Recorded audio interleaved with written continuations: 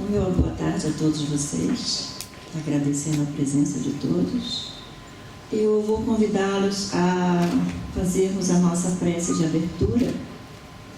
Então eu peço que todos vocês encham o coração de alegria e trazer a presença do nosso Mestre Jesus, nosso Criador, diante de vocês, que possamos segurar nas mãos dele bem fortes e pedir a ele que participe conosco este momento de alegria. Então vamos encher o coração de alegria e dizer: Mestre querido, aqui estamos nós te pedindo a tua presença. Pedindo a presença de nossa mãe, nossa querida Joana de Cusa, a presença de nosso pai Francisco de Assis. Pedindo a todos eles que nos abracem, que nos encham de muito amor, muita esperança. E eu peço a eles que deem ainda muitos e muitos anos de vida ao nosso querido Divaldo, para que ele continue semeando como ele vem semeando durante toda a vida dele. Muita paz, muito amor. E para todos nós, que nós possamos receber a palavra de Divaldo e possamos colocá-la dentro do coração e possamos vivenciá-la. Então, esse é o meu agradecimento, Divaldo, meu agradecimento de todo o meu coração pela sua presença aqui hoje, e que a gente ainda possa ter você por muitos e muitos e muitos anos, com muita saúde e muita paz. Que Jesus nos abençoe a todos. Obrigada.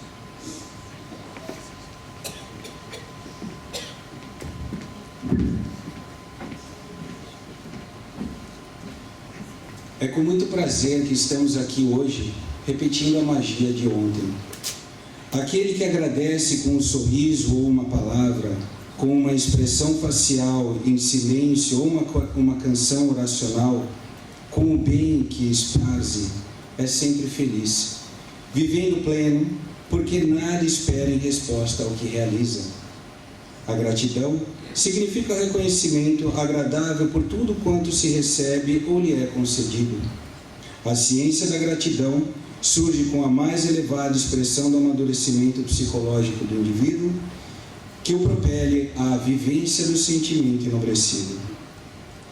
Hoje, um dos maiores palestrantes do mundo, humanitário, servidor do Cristo, disseminador da doutrina espírita, está aqui presente. Nascido em Feira de Santana, uma pequena cidade no Nordeste brasileiro, cofundador da Mansão do Caminho, cujo objetivo é prover abrigo e cuidado para os órfãos de Salvador. Desde 1952, mais de 600 crianças adotadas foram criadas dentro da Mansão do Caminho. Com o tempo foi passando, e assim foram criadas as áreas de ensino fundamental e médio, bem como profissionalizante, para atender a grande demanda de crianças.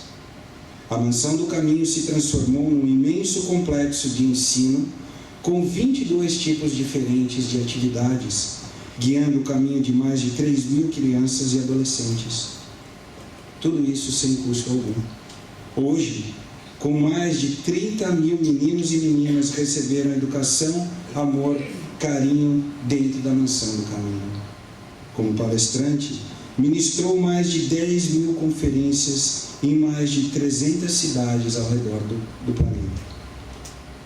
Apresentou-se 7 vezes nas Nações Unidas. Palestrou em mais de 40 universidades estrangeiras, sempre direcionando os seus ensinamentos aos grandes problemas que afligem o planeta. Eu tenho a honra de apresentar Divaldo Franco.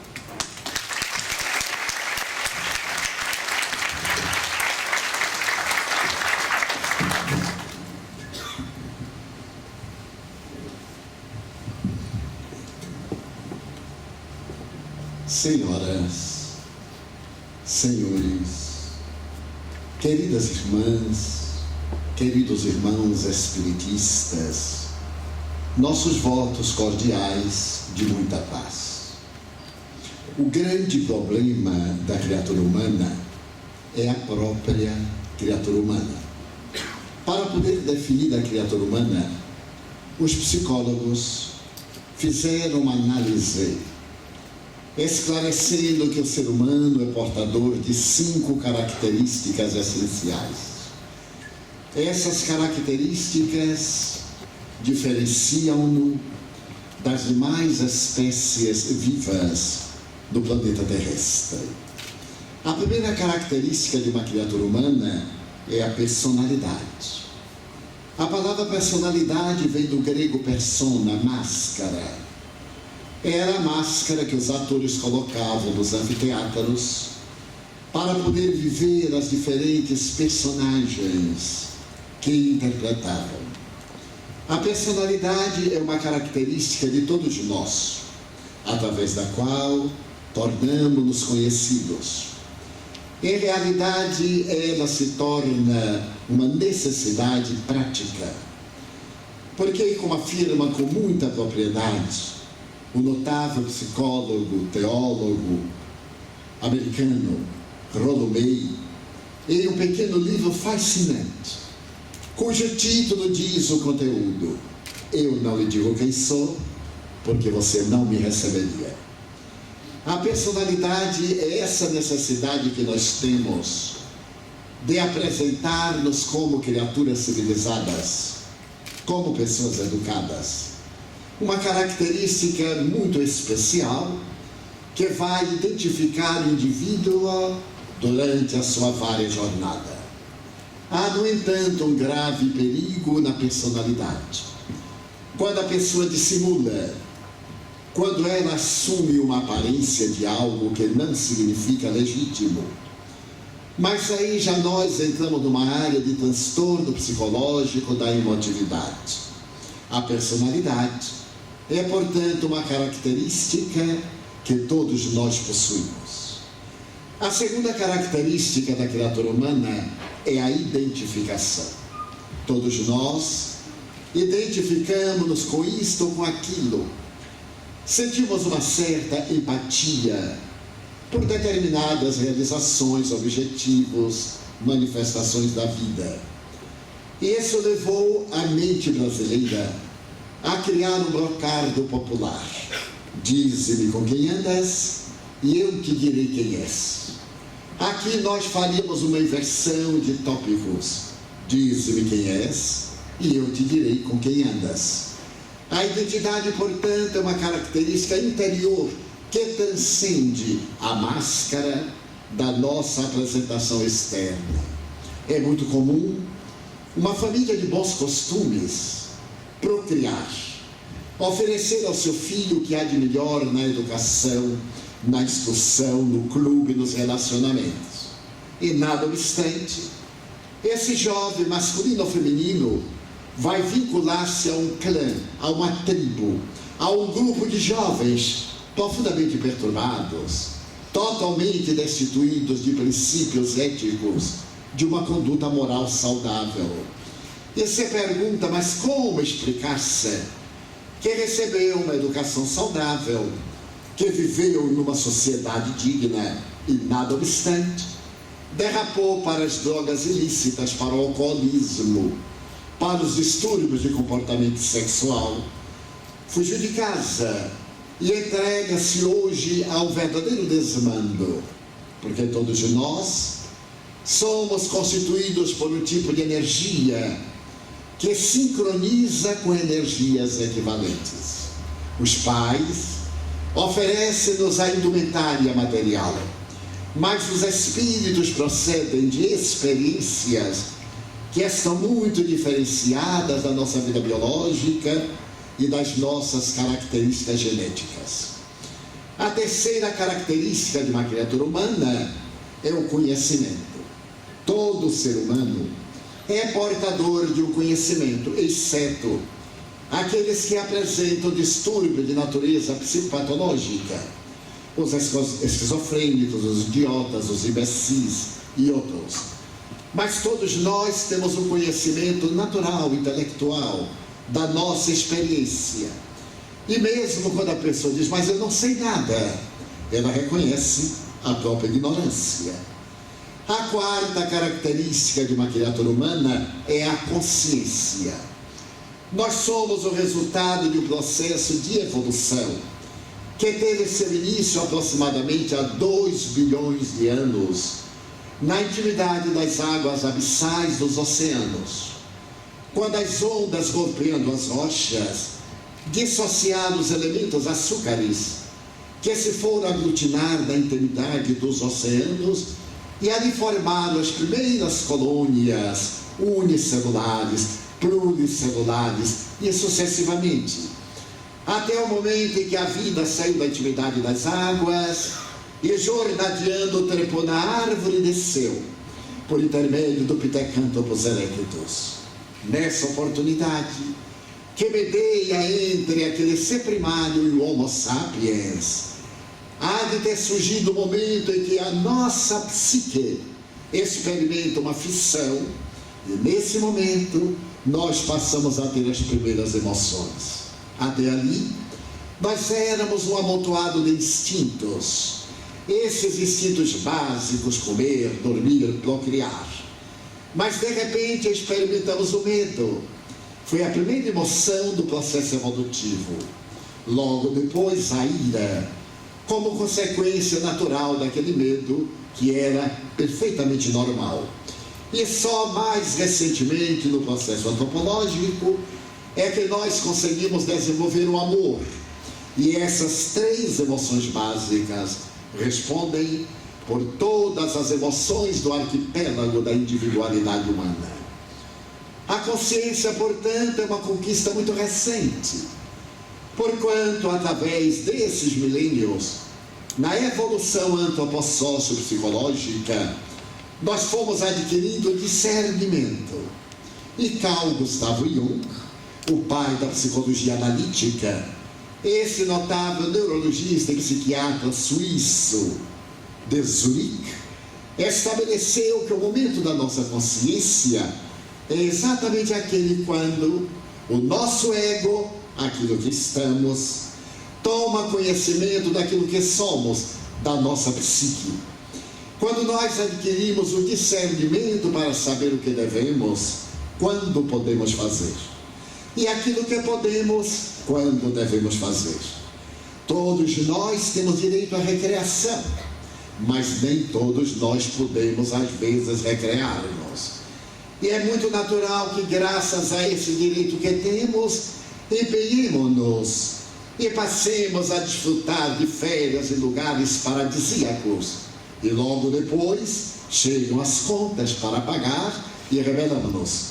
O que demonstra que não somos pessoas conscientes, somos pessoas irresponsáveis. Então a consciência é esse momento lúcido em que nós discernimos o que podemos e devemos, e aquele que devemos e podemos fazer. Então Carl Gustav Jung estabeleceu que a consciência é um momento nobre deste processo de evolução. Mas todos nós que aqui estamos possuímos consciência. Até essa descoberta da psicologia analítica, confundia-se consciência com o conhecimento. Acreditava-se, era vox populi, que todo indivíduo que tem cultura tem consciência. E era muito como dizer: o doutor fulano tem um título universitário, é uma pessoa de consciência. E é um engano, é uma pessoa de conhecimento. Porque os carrascos nazistas eram profundamente conhecedores da cultura acadêmica, entretanto, destituídos em tanto de qualquer caráter de consciência, de emotividade, de legitimidade, de valores éticos.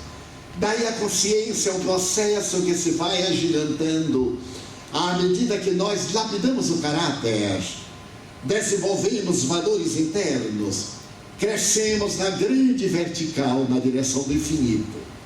E Carl Gustav Jung, para poder caracterizar esse processo da evolução da consciência, estabeleceu que todos nós temos uma meta, e essa meta é a individuação. Quando nós adquirimos a autoconsciência, quando sabemos discernir os valores e nos aplicamos àqueles que são positivos. Também ele elegeu uma palavra latina, lumen, que significa luz, para dizer que o processo da consciência deve levar o indivíduo ao estado luminoso. Aquilo que Jesus havia dito anteriormente, com as palavras a conquista do reino dos céus, da iluminação interior. Mas por que todos nós temos consciência? E nada obstante, cada um de nós chega a uma conclusão própria. Se nós vemos aqui acontecer um fato e formos convidados a narrar, cada qual narrará o fato não como aconteceu, mas conforme a pessoa entendeu. É o nível de consciência. Daí é inútil tentar discutir com o indivíduo a respeito da verdade. A antiga psicologia dizia que a verdade estava nesse fato do observador e do observado. Mas à medida em que a lógica do conhecimento psicológico evoluiu com a física quântica, deixamos de ser observadores e observados. Nós somos observadores que observam aquilo que nos observa. Quando eu vejo alguma coisa, a coisa me vê. Então uma coisa só existe quando eu dela me dou conta. Então, quando eu estive na Austrália, eu sei que existe a Austrália, e a Austrália sabe que eu sei. Então há uma perfeita interação entre o objeto, a pessoa observada, e aquele que a observa. Mas para poder definir esse resultado da consciência, o notável psicólogo inglês Pedro Ouspensky, que foi discípulo de Gurdjieff.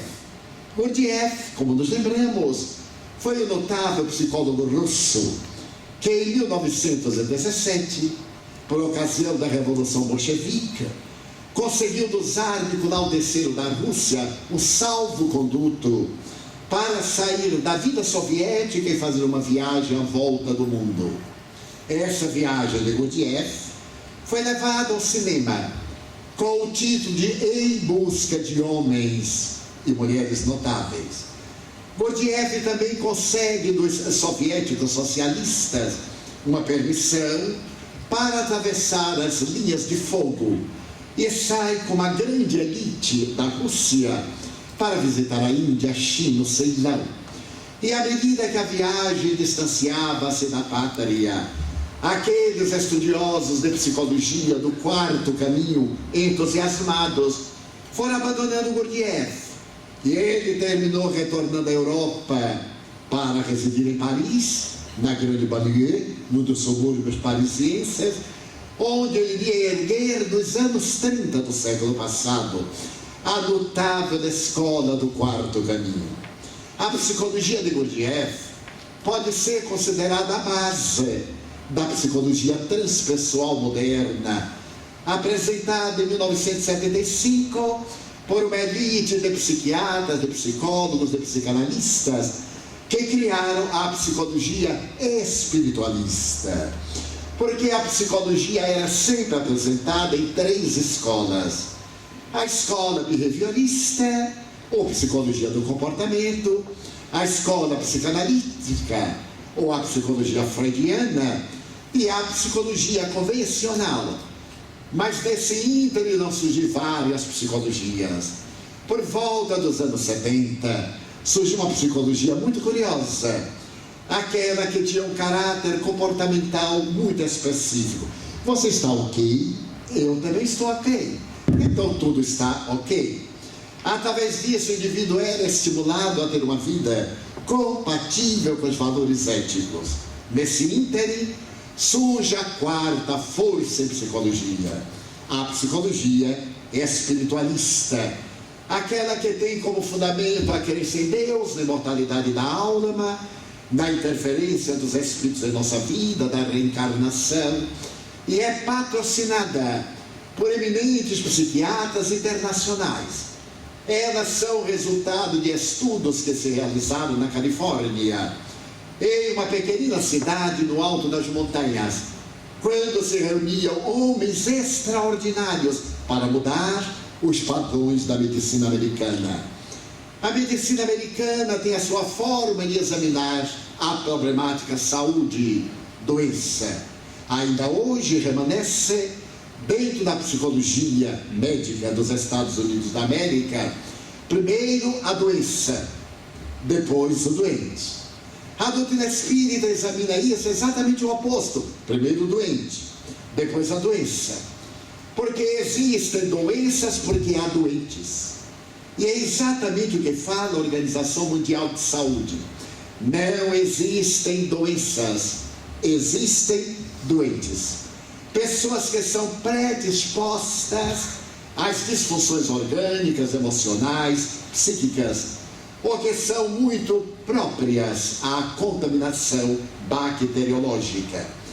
Mas aquele grupo que se reunia em Big Sur, na Califórnia, desejava apresentar uma psicologia baseada numa medicina em que a criatura humana fosse essencial.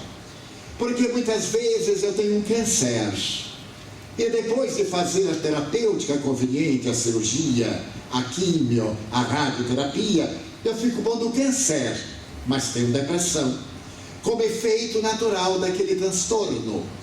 Eu estou curado do câncer, mas eu continuo doente, porque eu tenho distúrbio de comportamento. Aqueles cientistas chegaram à conclusão que era necessário encontrar um indivíduo e perceber de onde procedia a doença. E chegaram a uma conclusão fascinante, que a criatura humana é a sua história evolutiva. É um ser energético, momentaneamente vestido da indumentária carnal, que reflete os seus estados interiores.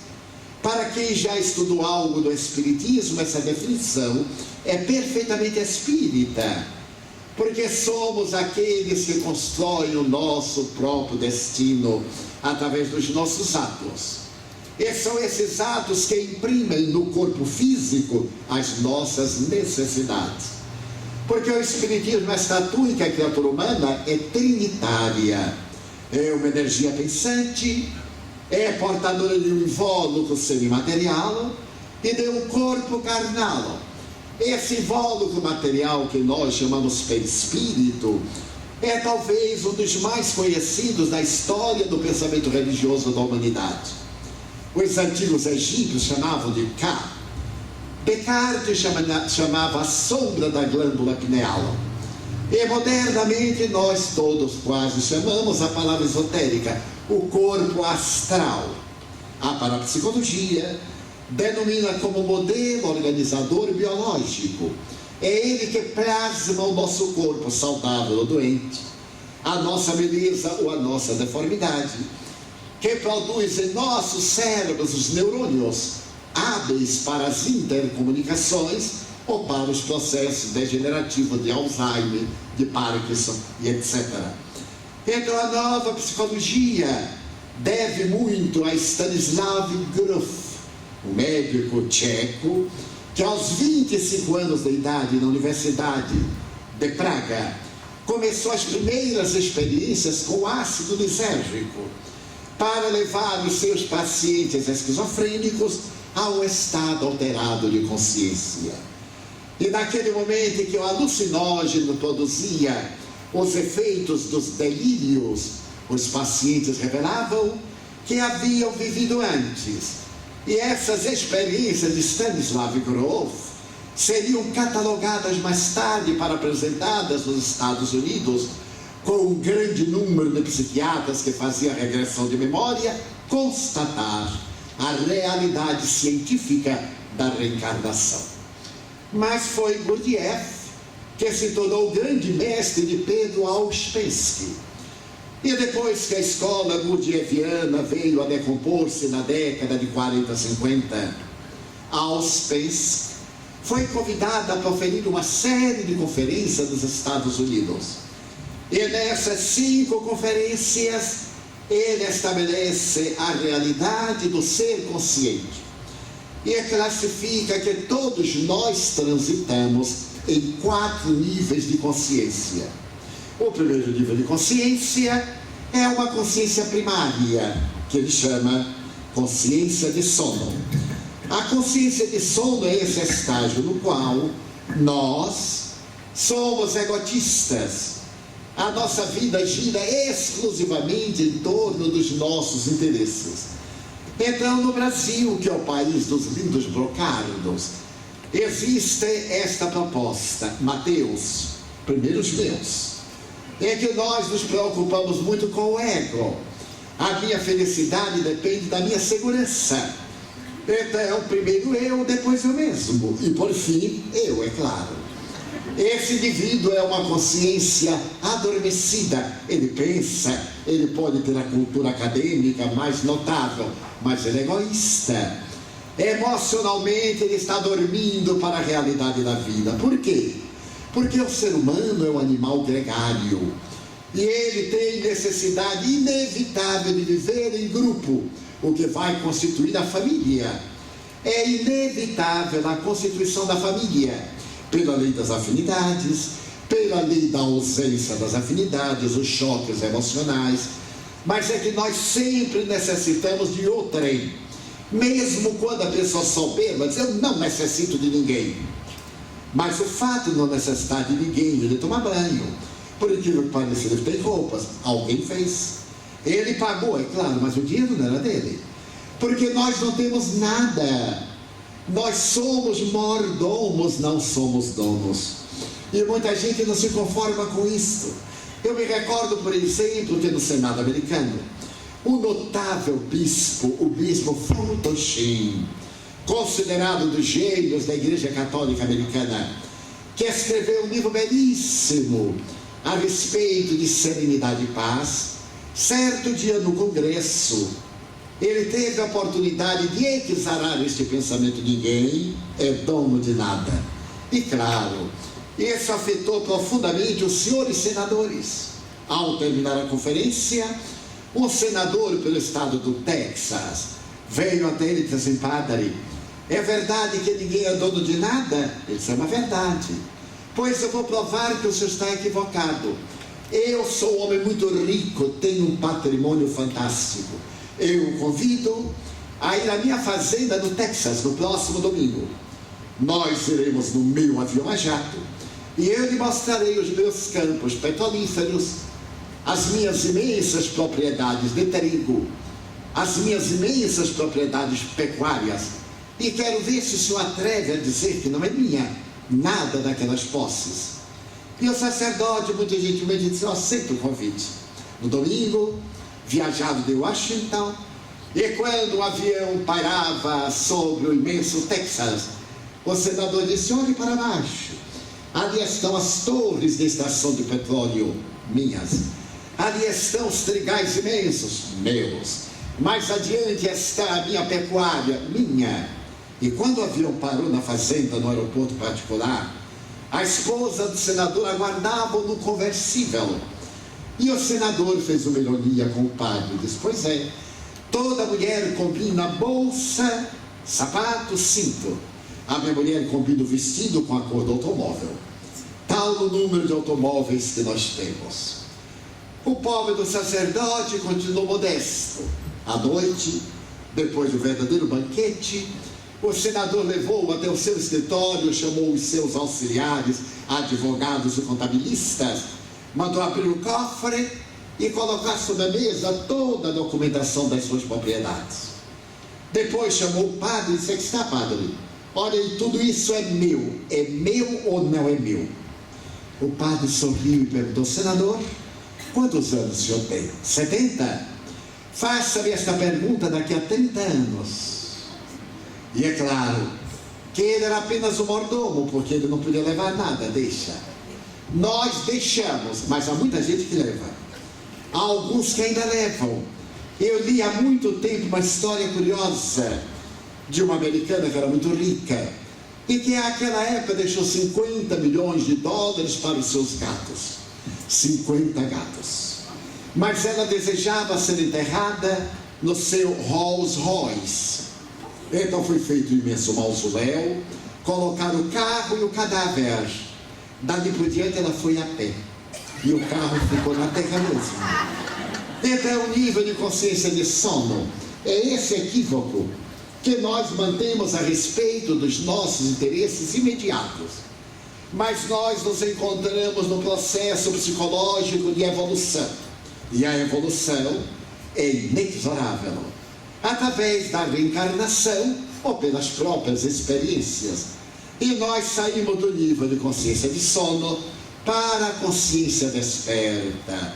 De repente, nós nos damos conta que devemos ser úteis. Nós descobrimos alguém que tem um problema, uma pessoa que tem uma necessidade, e passamos a ser gentis, passamos a ser generosos, passamos a ser sociáveis. É esse estágio que a maioria de nós aqui se encontra. Aliás, Auspensky asseverava que a sociedade está dividida em dois grupos: as pessoas da boca para baixo, que comem, dormem e fazem sexo, e aquelas pessoas que, apesar de comer, dormir e fazer sexo, também pensam, fomentam o progresso. Entre as pessoas fisiológicas, somos 90% da sociedade. Não é de estranhar que sejamos hedonistas, que gostemos do prazer, da frivolidade, da fofoca, que adoremos essas coisas fantasiosas. E apesar de termos o conhecimento de outros valores, ainda nos detemos nessas necessidades imediatas. Mas há um número de aproximadamente 10% da sociedade que é constituído de pessoas psicológicas, pessoas que se interessam pelo bem, pela ciência, pela arte, pela cultura, que se sacrificam em favor do ideal. Essas pessoas já estão no terceiro nível de consciência. O terceiro nível de consciência é a consciência de si mesmo. Nós nos damos conta que estamos em uma máquina, mas nós não somos a máquina. A máquina é conduzida pela nossa consciência, digamos pelo espírito, pela psique, por aquele ser que somos, o self, da expressão arquetípica de Carl Gustav Jung. Então esse nível é muito interessante, porque a consciência descobre que a nossa máquina tem 7 funções. A primeira função da máquina é intelectiva. Todos nós pensamos. E graças a isso, todos nós desenvolvemos a ampliação da inteligência. Estudamos, lemos, aprendemos, dialogamos.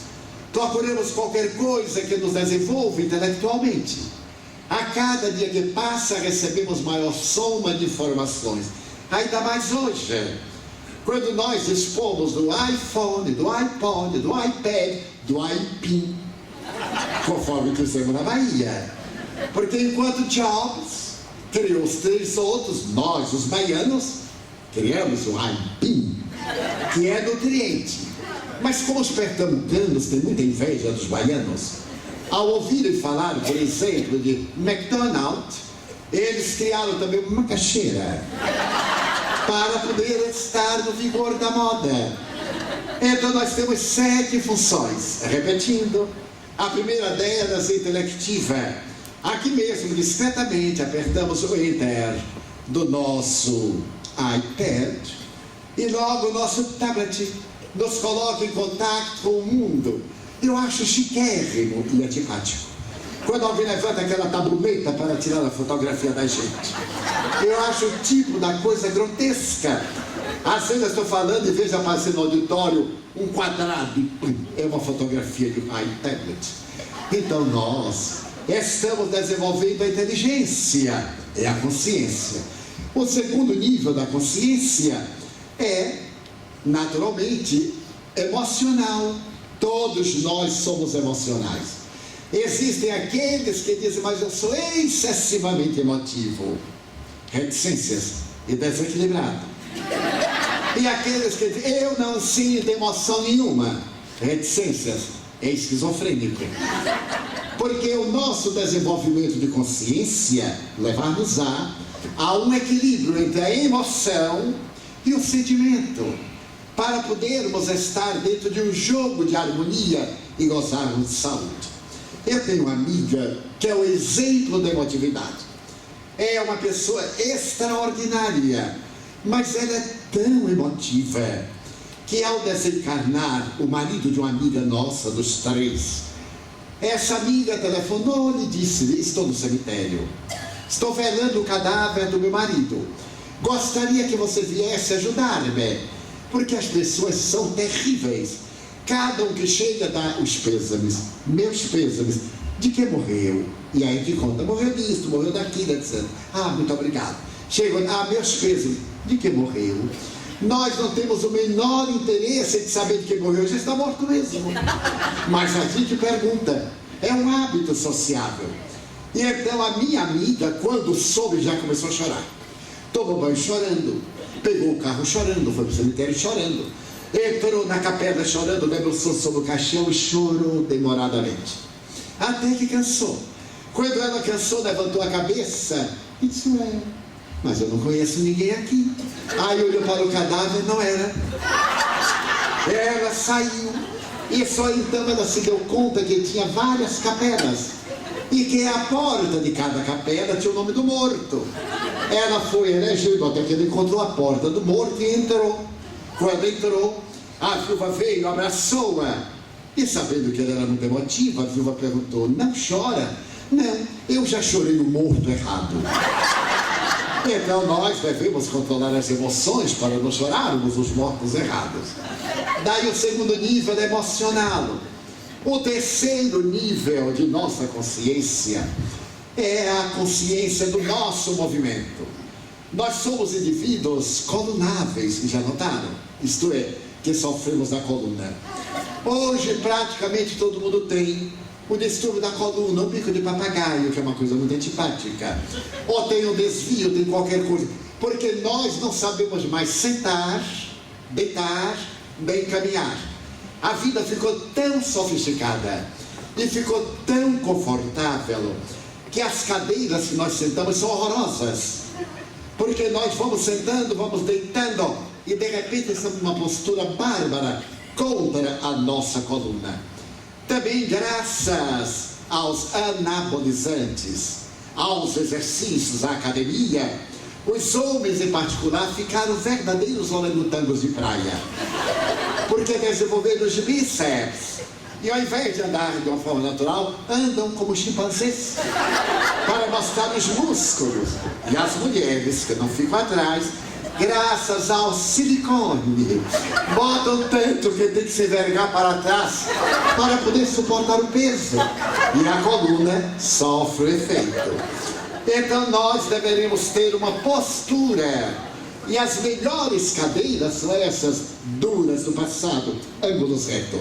Aquela cadeira dura que nós pegamos uma boa postura em que desce o fio a prumo da base do crânio ao cóccix, para essa curvatura que é o alicerce de todos os nossos ossos. Daí, a nossa terceira função é a função dos movimentos. A nossa quarta função é instintiva. Todos temos instintos. É tão como dizer, eu reagi por instinto.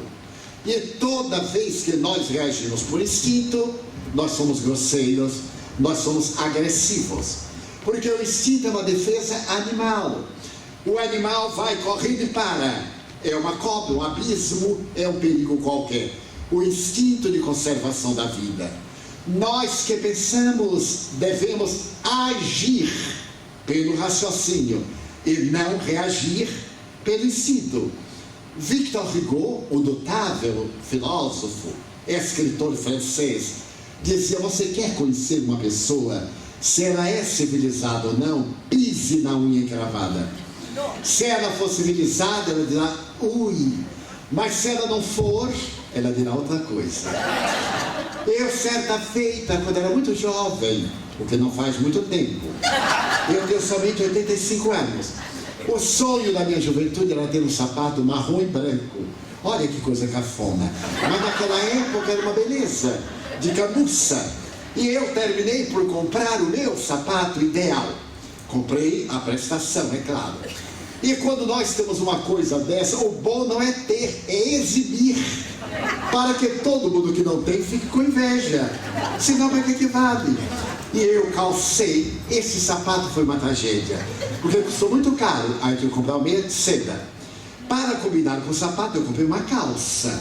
E tive que comprar um cinto na tonalidade marrom e branco. Então eu tive que comprar uma camisa de seda. E fiquei, sem consciência, empenhado por 6 meses por causa do sapato. E lógico, no dia de domingo eu vesti-me apuradamente como o belo Brunel. E ao pegar o ônibus dei tanta falta de sorte, porque pobre é terrível. Pobre só vai para frente quando cai. Então, ao invés de eu pegar um ônibus chique, eu peguei um ônibus de subúrbio. E o ônibus foi para o subúrbio, foi enchendo. Pessoas entravam com galinha, com carne verde, e eu recuando. Até que eu já estava quase dando um passo de balé, quando entra um homem que era uma montanha. E eu tive a intuição que ele ia pisar no meu sapato. Então eu retrocedi ao máximo e ele veio diretamente, chegou no meu sapato novo e descarregou 120 quilos de massa. Eu senti uma dor moral, porque a física ficou em plano secundário. E como ele era um homem enorme, eu tive que agir. Se ele fosse baixinho, eu ia dar uma cotovelada, ia reagir. Mas então o que fiz? Eu toquei o ombro. Ele me olhou e eu disse: olá. Ele fez: olá. Você não está sentindo uma coisinha fofa embaixo do seu pé? Estou, é meu pé. Tira a sua pata de elefante de cima do meu pé. Então nós temos a reação e a ação. A ação é racional. A reação é instintiva, é animal. A quinta função da máquina é a sexual. Nós temos as duas expressões da sexualidade através da nossa anatomia, masculina e feminina. Mas no estudo profundo do indivíduo, Jung descobriu que em todo ser masculino há um conteúdo psicológico ânima, que é o conteúdo feminino. E em todo indivíduo feminino há um conteúdo masculino, ânimos. Quando, por exemplo, o indivíduo tem uma anatomia masculina e tem uma predominância psicológica feminina, faz um conflito. E se o indivíduo tem uma anatomia feminina, mas tem uma psicologia masculina, faz outro conflito. E Jung não sabia por quê. Nós sabemos, por causa das reencarnações. Então é necessário harmonizar a nossa psicologia com a nossa anatomia para uma vida equilibrada. Como dizia Freud, na raiz de todo transtorno neurótico há um distúrbio da libido. A sexta função da máquina é a função emotiva superior. É podermos olhar uma coisa bela e nos deslumbrarmos, escutar uma canção à distância e nos comovermos, formular uma oração e transcendermos num transe, olharmos uma paisagem e nos deixarmos sensibilizar, escutarmos um poema, uma boa leitura. Isso nos proporciona uma emoção superior. Ainda há pouco eu comecei a ouvir uma música francesa. Foi rápido, no hotel. E naturalmente a minha atual existência correu na direção daquela música dos anos 50. Estava impressa aquela melodia no ádito do meu coração. La Vie en Rose. Quem viveu essa época e não se recorda de Edith Piaf cantando La Vie en Rose? Então nós temos essa emoção superior. A sétima função da máquina é a intelectiva superior. Nós desenvolvemos a inteligência não só para ganhar dinheiro, porque uma das funções primárias do desenvolvimento intelectual é a posição social, são os valores éticos, são as conquistas monetárias, a distinção, o poder. Mas nós desejamos também estabelecer metas intelectuais para deleite da nossa razão. Não pode haver nada mais extraordinário do que mergulhar numa leitura profunda, aprender o idioma. Modernamente, as psicoterapias dizem que toda pessoa que tem tendência a Alzheimer deve aprender um idioma novo. Isso retarda o processo de Alzheimer, que é aquele processo terrível do empedramento do cérebro, em que a pessoa retrocede à fase pré-infantil e perde totalmente o contato com a realidade. Entre estas 7 funções da máquina, representam a consciência. Mas a quinta característica da criatura humana é a individualidade. Nós não somos a persona, nós somos o ser imortal, um espírito enriquecido de funções, de sentimentos, de emoções, desenvolvendo o Cristo interno que existe dentro de nós. Nós somos gerados da luz, da divina luz, da luz misericordiosa do Criador. E é necessário que desenvolvamos esta luz através do intelecto, através da emotividade. Foi Jesus quem nos deu essas informações preciosas, através da mais notável psicologia de que se tem conhecimento, que é a psicologia do amor. Se nós recordarmos os grandes vultos da história, Lao Tse, Forri, Confúcio, da China, eles dedicaram-se à sociedade, à cultura. Se formos a Akhenaton, no Egito, e ao deus Aton, Sol, ele dedicou-se a uma peculiaridade. Se estudarmos Buda, 580 anos antes de Jesus, ele fala da compaixão. Moisés nos dá o decálogo, e assim sucessivamente Jesus nos dá o amor. Ele estabelece que o amor é fundamental à vida, porque Deus é amor e a alma do universo é um ato de amor. Então o Evangelho de Jesus nos liberta do ego, da consciência de sono, avança pela consciência desperta, a consciência de si mesmo, e vai nos levar ao último nível de consciência que eu deixei para dizer agora, que é a consciência cósmica. Quando nós deixamos de ser o eu para ser o nós. Quando falamos no plural, eu observo muito até oradores famosos que dizem vocês, quando isso é uma presunção, ele deve dizer nós. Quando se trata de uma questão negativa ou pejorativa, nós, aqueles que estamos inserindo nisso. E quando se trata de algo elevado, os senhores, as senhoras, e ele se omite. É o chamado situação de humildade. Mas eu ouço muito dizer, porque vocês, como se ele estivesse isento. A consciência cósmica é, portanto, o nível de maturidade psicológica. Quando eu me dou conta que a minha vida tem um sentido, e esse sentido é amar. Porque a verdadeira felicidade consiste em amar e não em ser amado. Toda pessoa que deseja ser amada é criança psicológica. E é toda vez quando nós amamos, nós somos psicologicamente maduros. Porque amar é tão fascinante que todo o nosso organismo entra em ebulição. Como disse o nosso apresentador, nós residimos numa comunidade que fundamos há vários anos, há 60 anos. E nessa comunidade nós tivemos mais de 600 filhos adotivos, que chegaram órfãos de pais, órfãos sociais. E eu sabia de todos quando arranjava uma namorada ou um namorado. Às vezes o menino chegava correndo, tio, eu dizia, ué, está namorando? Puxa vida, quem lhe contou? Você. Mas eu não lhe disse nada, está me dizendo. Mas como que os seus olhos brilham? Adrenalina. Quando a gente está amando, ou acha que está amando, a cada momento tem descarga de adrenalina, os olhos brilham, a gente fica corado, a gente fica emotivo, a gente fica ansioso.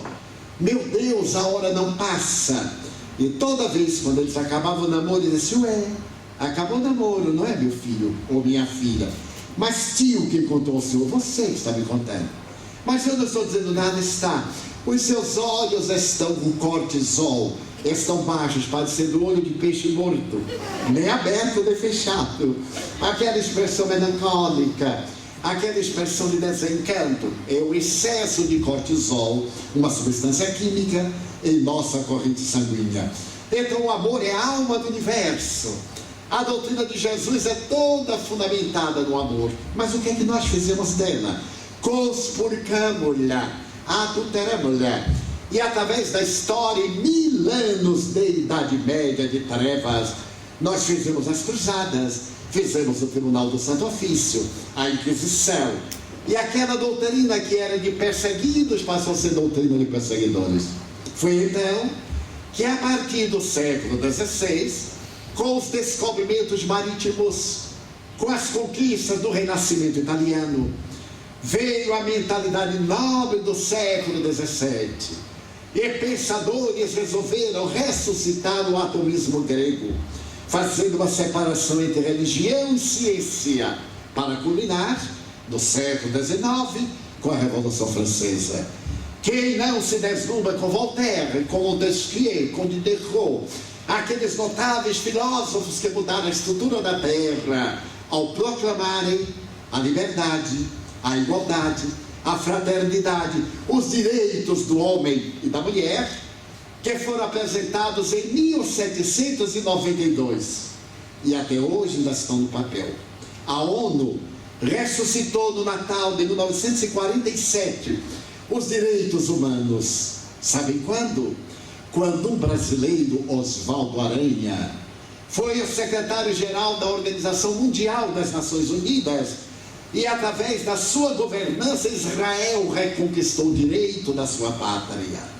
Os brasileiros somos, portanto, nobres através dos nossos representantes mundiais, como Rui Barbosa, que foi denominado a Águia de Haia, quando estando na grande República da Holanda, em Haia, onde se realizam os julgamentos mundiais da barbárie, destacou-se pela genialidade jurídica e pela facilidade poliglota, especialmente em falar o alemão, o inglês, o holandês, além do brasileiro ser um verdadeiro mestre. Então nós chegamos ao momento, no século XVIII, em que a Revolução Francesa abre as portas da cultura, e no século XIX, o século das luzes, surge a ciência espírita. A 18 de abril de 1857, o professor Hippolyte Léon Denis Arrivaille, cujo pseudônimo é Allan Kardec, publica o Livro dos Espíritos, uma nova era para a humanidade. E é nessa nova era para a humanidade que vamos encontrar o espiritualismo científico, a prova irrecusável da imortalidade da alma, a certeza de que nós estamos na Terra transitoriamente, porque este não é um mundo real, é um mundo de efeitos. Existe o mundo causal, o mundo da energia, de onde viemos, para onde voltamos.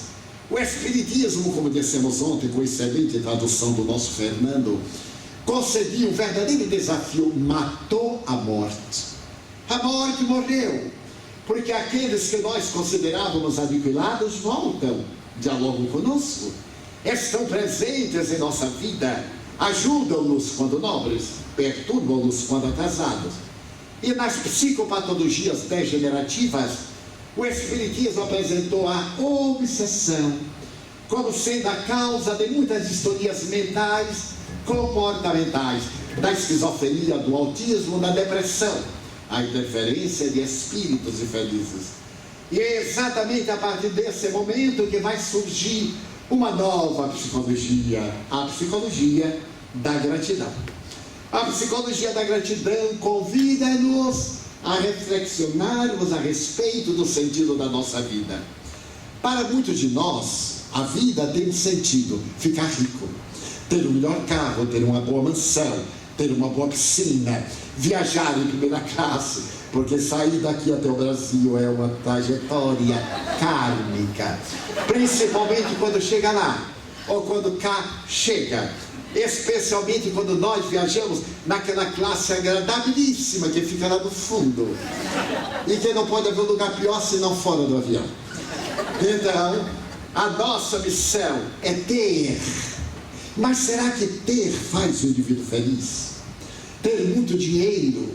Há pessoas que têm a sede da água do mar. Quanto mais bebe, mais sede tem. Quanto mais dinheiro tem, mais quer. Isso se chama a posse possuidora. A pessoa possui, mas é possuída pela posse que possui. Há muita gente que tem pavor de perder o que tem, então não é dono. Porque quando nós somos donos, tanto faz ter como não ter. É uma atitude perante a vida. Mas quando nós somos mordomos, temos muito medo de perder e nos tornamos mesquinhos, avaros, consciência de sono. O Espiritismo vem nos dizer que nós devemos ter o suficiente para uma vida digna e até mesmo algo mais para o prazer, que o Espiritismo não combate o prazer, combate qualquer abuso de qualquer natureza e até o fanatismo. Então a nobre proposta da psicologia da gratidão é exatamente fazer uma análise, o que é que eu quero da vida. Dois grandes psiquiatras, Viktor Frankl, o grande psiquiatra da logoterapia, o austríaco do campo de concentração, e o notável Jung, o suíço, dizem que a finalidade da vida não é ser feliz, é ter um sentido psicológico, é ter um significado, porque quem é feliz hoje, amanhã talvez seja desventurado. Pode haver nada mais belo do que a noite nupcial e nada mais trágico do que o momento de assinar o divórcio, quando assina, que muitas vezes tem um crime entre o casamento e o término dele. Então a felicidade não pode ser uma coisa de natureza fisiológica, tem que ser uma coisa de natureza estética. Um ideal, a imortalidade da alma, um objetivo, uma meta, uma arte, uma cultura. Então isto é o significado da nossa vida. Este significado dá-nos uma grande gratidão. Vou permitir-me narrar-lhes algumas experiências pessoais. Quando eu completei 80 anos, em 2007, aliás, eu recebi um convite dos organizadores do Congresso Mundial da Espanha para ser o orador do Congresso de 2010 em Valência. Quando eu recebi o convite, vim exarado. Como foi você que reiniciou o movimento espírita na Espanha? Porque lá eu estive durante o período de Franco. E a ditadura franquista mandava para o cárcere espíritas, maçons e comunistas. E nós realizamos uma série de conferências em subterrâneos. Retornamos, veio a morte de Franco e ressurgiu o movimento espírita. E eles desejavam, de uma maneira gentil, homenagear-me. Mas quando eu recebi o convite, eu disse, meu Deus, eu estarei com 83 anos. E aos 83 anos eu posso estar com lápis de memória. O desgaste natural eu não vou aceitar. Por hábito, todos os dias às 9 da manhã, quando eu estou em Salvador, onde resido, meu guia espiritual vem e escreve uma mensagem. Psicografa, você vai. Eu tenho as duas mesas, aquela da qual psicografo e a outra onde eu tinha máquina datilográfica, que eu sou desse tempo, hoje o computador. Então eu me volto para o computer, e começo a digitar. Muito bem, nesse ínterim aconteceu algo inusitado. Eu terminei de psicografar, tomei dos papéis, voltei-me, e quando eu estava digitando, entre esta mesa e esta, neste ângulo, estava de pé o mentor espiritual, Joana de Ângeles. Eu achei curioso, ela me olhava com muita ternura, eu aproveitei. Não tenho hábito de fazer perguntas vulgares aos espíritos, porque eu os respeito muito. Mas eu disse, minha irmã, eu estou no dilema. Os amigos espanhóis convidaram-me para a abertura e encerramento do Congresso Mundial em Valência. E eu não sei o que responder. Ela perguntou, e por que não? Eu disse, porque eu estarei com 83 anos. E eu não sei como estará a máquina. Ela sorriu e disse, aceite, meu filho. Eu disse, opa, ganhei 3 anos. Daqui a lá está garantido. Eu estarei lúcido, estarei ok. Já de imediato parei, fiz um e-mail, dizendo que aceitava e tal. E fiquei feliz, digo, não vou desencarnar por 3 anos, está garantido. Nesse ínterim, um mês depois, eu recebo um convite de uma cidade do Paraná, Ponta Grossa, para proferir uma conferência no dia 16 de janeiro de 2012, porque o Centro Espírita Francisco de Assis completava 100 anos. E os amigos diziam, como sua agenda é muito cheia, nós estamos convidando 5 anos antes. Ele, mas também estou almoçando. Daqui até lá eu estarei um caco, aquele velhinho arrastando os pés, aquela coisinha, nem vou dar importância. Menos de um mês, eu termino de psicografar e quando me volto para digitar, Joana permanece. Ele, ai, agora. Naturalmente, eu sorri para ela, fiquei assim mais diplomático e disse, minha irmã, os amigos são tão gentis, a senhora imagine que os companheiros de Ponta Grossa estão convidando-me para proferir a conferência de 2012 pelo centenário do Grupo Francisco de Assis, porque eu sei que ela é muito ligada a São Francisco, e logo eu joguei uma para pegar, de São Francisco, minha irmã. A senhora imagina, eu não sei o que responder. Eu tinha certeza que ela dizia aceite.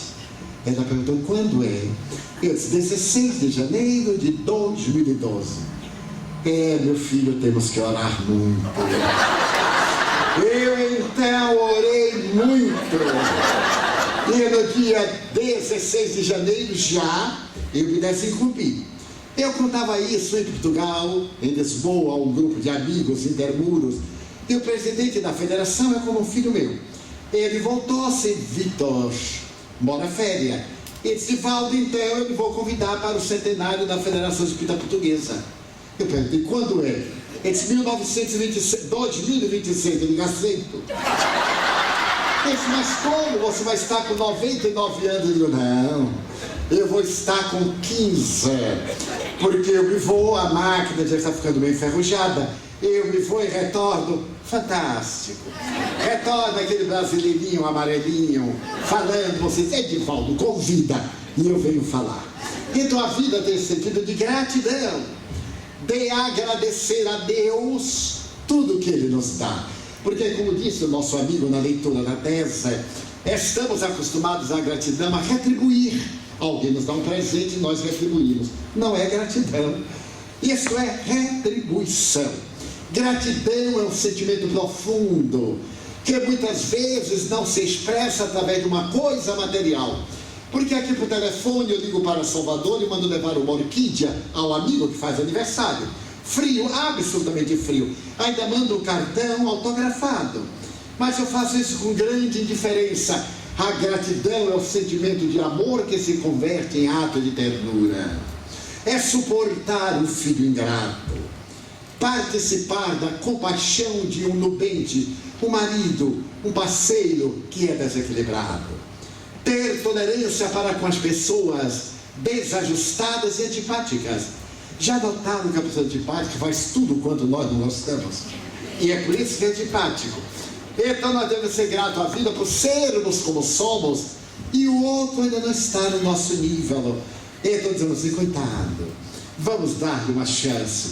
Então quando alguém lhe fizer uma careta, sorria.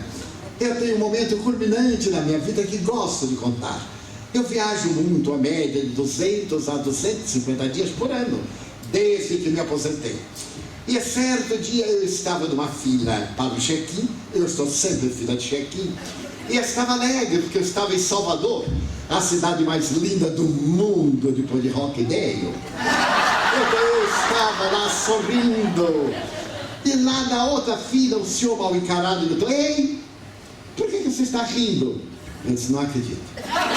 5 da manhã, eu não acredito, mas continuei rindo. Ei, você, por que está rindo? E eu continuei numa boa e todo mundo olhou. As filas pararam e o homem estava agitado. Você aí, você está rindo para mim ou está rindo de mim? Eu balancei a cabeça, nem rindo de você, nem rindo para você. E por que não? Porque eu sou cego. Todo mundo caiu na risada. Ele viu que ele era psicopata, estava discutindo com o cego. Ele perdeu o jogo, porque valentão é muito covarde. Todo valentão é um covarde. Psicologicamente só agride quem tem medo.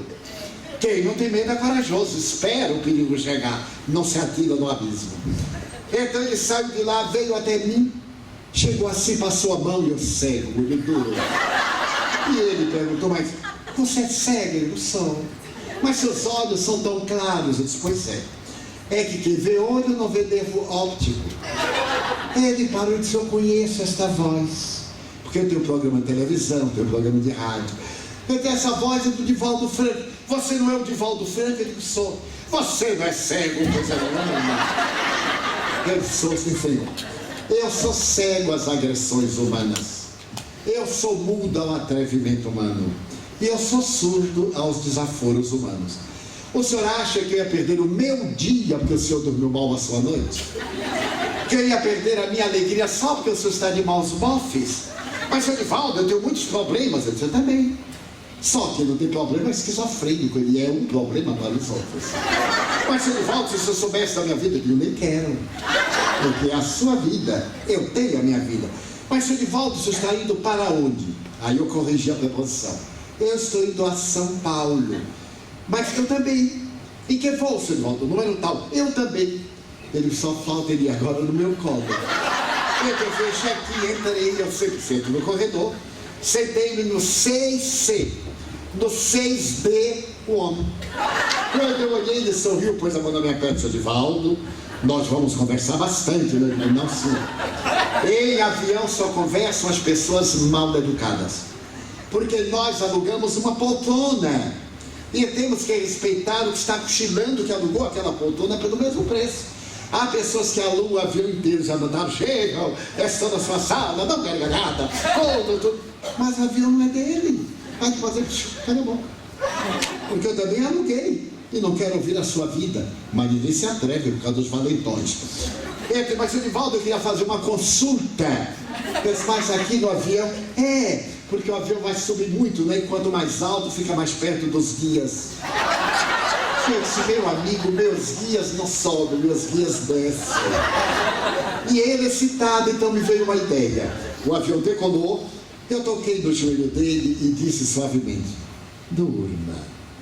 Você levantou muito cedo, às 3 da manhã, durma. Quando eu olhei, o homem estava dormindo. Eu digo, nossa, eu sou hipnotizador. Eu nem vou dizer aqui que durma, porque senão todo mundo dorme, acaba com feliz. Então, isso é gratidão pela vida. Quando chegamos a São Paulo, que o avião bateu no chão, ele falou: seu Divaldo, já chegamos. E eu dormi? Não, desencarnou. Está reencarnando agora. Tornamos-nos amigos. Esta é a função da gratidão. Vou dar um exemplo de gratidão. Tornou-se célebre nos Estados Unidos o piloto da Força Aérea na luta do Vietnã. Quando os Estados Unidos lutaram contra os Vietcongas, apoiando o Vietnã do Sul. E então, nessa oportunidade, um avião foi abatido e o piloto ejetou a poltrona e salvou a sua vida, mas caiu no campo Vietcong. Então ele foi preso, ficou 6 anos num cárcere miserável dentro de um pântano, porque os cárceres do Oriente, como do Ocidente, são sempre perversos. Por fim, quando os Estados Unidos firmaram a paz em Pyongyang, ele foi liberado com outros prisioneiros e ao voltar à América voltou como herói. E como herói ele começou a contar a sua estada nos presídios Vietcongas. E em breve tornou-se um orador famoso, cobrando $10.000 por conferência.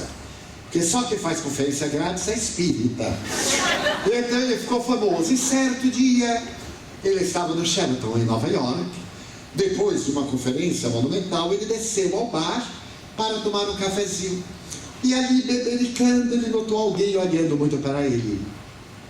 Intrigado, ele sorriu. E o outro perguntou: o senhor não era do esquadrão aéreo no Vietnã? Ah, sim, sim. O senhor não era o tenente Charles Plum? Sim, sim, sou eu. Ah, eu era um soldado naquela época. Era eu quem dobrava o seu paraquedas. Que bom, funcionou, não é? Porque se não funcionasse, ele teria morrido. Ele então teve um choque psicológico. A sua vida dependia desse anônimo, que era o dobrador de paraquedas.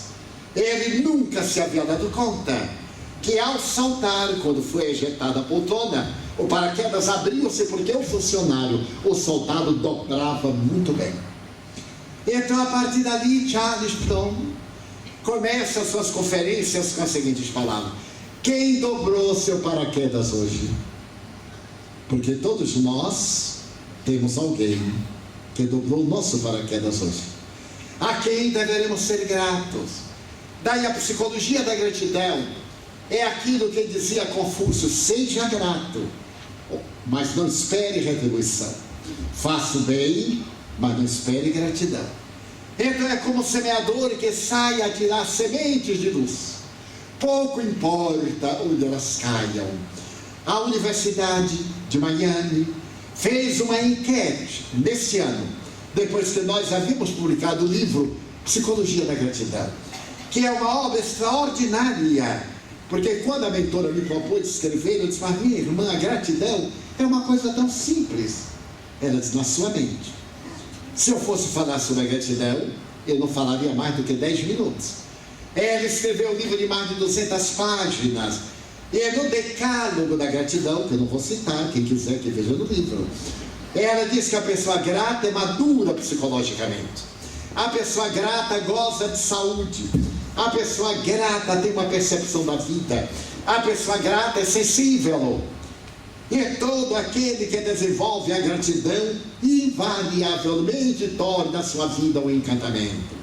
A Universidade de Miami fez uma pesquisa entre as pessoas gratas e as pessoas não gratas, entre as pessoas extrovertidas e as pessoas introvertidas, e constatou que a gratidão, a extroversão dão saúde. Aliás, já era tese científica. As pessoas que sorriem vivem mais do que as pessoas enfesadas. Porque toda vez quando nós sorrimos, o organismo produz uma substância na saliva chamada imunoglobulina. Essa substância ajuda a digestão e nos imuniza contra problemas respiratórios. Então a pessoa que sorri naturalmente tem imunoglobulinas, e aquele que não sorri, ele carrega mágoas, toxinas mentais, somatiza distúrbios cardiológicos, transtornos de natureza digestiva. Então a vida é um poema de gratidão. A nossa psicologia da gratidão deve ser sorrir, dizer uma palavra. Não é necessário dar coisas, se puder, melhor, mas procurarmos tornar a vida mais amena. Se você mora num lugar, plante uma árvore, mas já que vai plantar a árvore, que seja frutífera. Não importa que você não colha o fruto da árvore, para quando se mudar, a árvore que você encontrar terá frutos, porque alguém plantou antes de você. Então a psicologia da gratidão é uma proposta do Espiritismo para a nossa vida melhor, para a vida espiritual daqueles que sofrem, ser mais amena. Então, nestes dias tumultuosos, caracterizados por paradoxos, nesse momento o Jeep Curiosity está em Marte, tentando ver se houve água, se há água, se terá água, e no entanto aqui na Terra se mata por uma dose de crack. Enquanto a ciência investiga a realidade do ser e penetra no DNA para decodificar o genoma humano e explicar a vida, nós vemos a drogadição, o sexo desvairado, o alcoolismo, as pessoas que se atiram ao resvaladouro da loucura, sem nenhum rumo. Então vale a pena nós pararmos para agradecer a Deus. Nós temos tanto para agradecer e tão pouco para pedir. Acontece que, como esses valores são muito nobres, nós não nos damos conta até perdê-los. E quando perdemos, é que nós percebemos o valor da gratidão. Então eu diria: Senhor, my Lord, eu gostaria de dizer-te que eu amo a vida, que para mim é bela e é consentida. Muito obrigado, Senhor, por tudo que me deste, por tudo que me dás. Obrigado pelo ar, pelo pão, pela paz. Muito obrigado pela beleza que os meus olhos veem no altar da natureza. Olhos que fitam o céu, a terra e o mar, que acompanham a ave ligeira, que voa fagueira pelo céu de anil e se detém na terra verde salpicada de flores em tonalidades mil. Muito obrigado, Senhor, porque eu posso ver teu amor, mas diante da minha visão eu detecto os cegos. Eles se debatem na escuridão, tropeçam na multidão, andam na solidão, por eles eu oro e a ti eu imploro com miseração, porque eu sei que depois desta vida, na outra vida, eles também enxergarão. Muito obrigado pelos ouvidos meus, que me foram dados por Deus, ouvidos que ouvem o tamborilar da chuva no telheiro, a melodia do vento nos ramos do olmeiro, as lágrimas que vertem os olhos do mundo inteiro, ouvidos que ouvem a música do povo que desce do morro na praça cantar, a melodia dos imortais. A gente ouve uma vez e não esquece nunca mais a voz melodiosa, canora, melancólica do boiadeiro, e a dor que geme, que chora do coração do mundo inteiro. Pela minha faculdade de ouvir, pelos surdos eu te quero pedir, porque eu sei que depois desta prova, na vida nova, eles também escutarão. Obrigado pela minha voz e pela sua voz, pela voz que ama, pela voz que canta, que alfabetiza, que legisla, que trauteia uma canção, pela voz que teu nome profere com dulce da emoção. Diante da minha melodia, eu quero rogar pelos que sofrem de afasia. Eles não cantam de noite, eles não falam de dia. Oro por eles, porque eu sei que depois desta dor, do teu reino de amor, eles cantarão.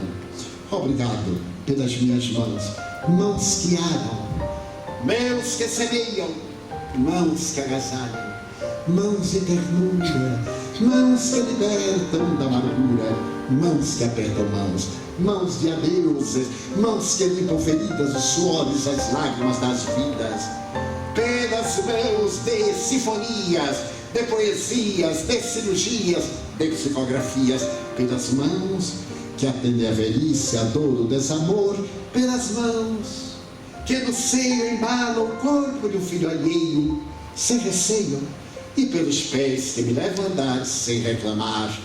Muito obrigado, Senhor, porque eu posso bailar diante do meu corpo perfeito. Eu te quero louvar porque eu vejo na terra aleijados, amputados, paralisados, que se não podem movimentar. Eu oro por eles, porque eu sei que depois desta expiação, na outra reencarnação, eles também se movimentarão. Muito obrigado por fim pelo meu lar. É tão maravilhoso ter um lar. Não é importante se esse lar é uma mansão, uma favela, um duplex, uma tapera, um ninho, um grapato de douro, um bangalô, uma casa do caminho, seja o que for, mas que dentro dele exista a figura do amor de mãe ou de pai, de mulher ou de marido, de filho ou de irmão, a presença de um amigo, alguém que me dê a mão, pelo menos a companhia de um cão, porque é muito triste viver na solidão. Mas se eu a ninguém tiver para me amar, nem um teto para me agasalhar, nem uma cama para repousar, nem aí reclamarei. Pelo contrário, eu direi: obrigado, Senhor, porque eu nasci. Obrigado, Senhor, porque eu creio em Ti. Pelo Teu amor, obrigado, Senhor. Pela Sua atenção, muito obrigado, Senhor.